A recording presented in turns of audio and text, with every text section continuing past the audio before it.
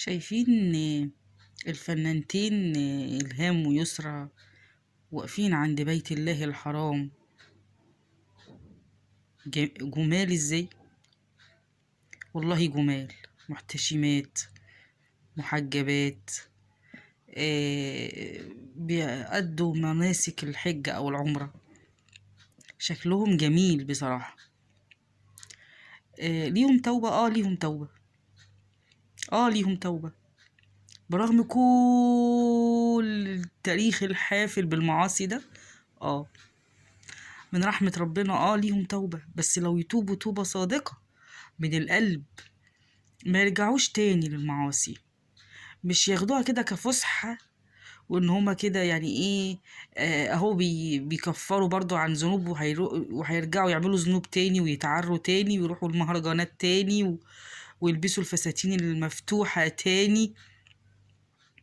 يبقى احنا كده ما عملناش حاجة، يبقى احنا كده واخدينها فسحة بقى، هينوبنا لا تعب ايه جسدنا، وان احنا بنروح وبنيجي وخلاص وفلوس بقى وبتترمى على الارض.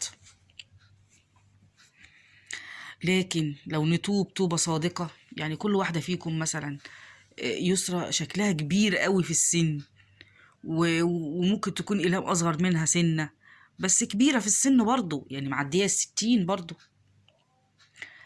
فأيا كان يعني، خلاص بقى كفاياكوا. يعني أخدتوا من الدنيا كتير قوي، يعني زي ما بيقولوا كده شبعتوا من الدنيا. كفاية بقى، كفاية بقى يعني. احجزوا ليكوا نصيب في الآخرة، يعني خليكوا أذكياء بقى. يعني ربنا اداكوا العمر ده كله ومخلي فيكم روح عشان تتوبوا وترجعوا. بصوا للآخرة بقى عشان تبقوا كسبتوا دنيا وآخرة. خليكوا أذكياء، ما يبقاش كسبتوا دنيا وملكوش في الآخرة نصيب. والله أنا ليكم ناصح أمين، والله أنا ليكم ناصح أمين. قضيتوا عمركم كله في غضب ربنا ومعصية الله وليكم توبة، ليكم توبة. قل يا عبادي الذين أسرفوا على أنفسهم لا تقنطوا من رحمة الله إنه يغفر الذنوب جميعا، إنه يغفر الذنوب جميعا. هيغفر لك كل ذنوبك، بس توبي توبة صادقة من قلبك، تتوبي وتلجئي له وتقولوا له يا رب سامحني واغفر لي ومش هعمل كده تاني. بقلبك، بقلبك. إلهام أدت عمرها كله في تحدي مع الله، في تحدي نسافر مع الله، بتحارب النقاب والحجاب والحشمة والإسلام والدين والصلاة وكل ما أنزله الله هي بتحاربه. طب انتي رايحة تحجي ده يعني الشيء ونقيضه ولا ايه؟ ومع ذلك ليكي توبة.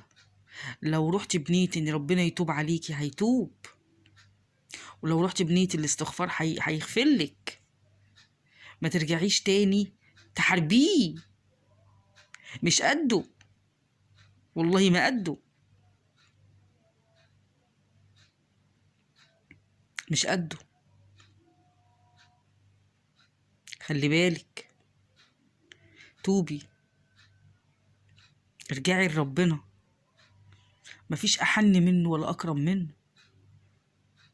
مش هتهربي تروحي فين؟ ملكيش ملجأ إلا ليه، تلجئي ليه.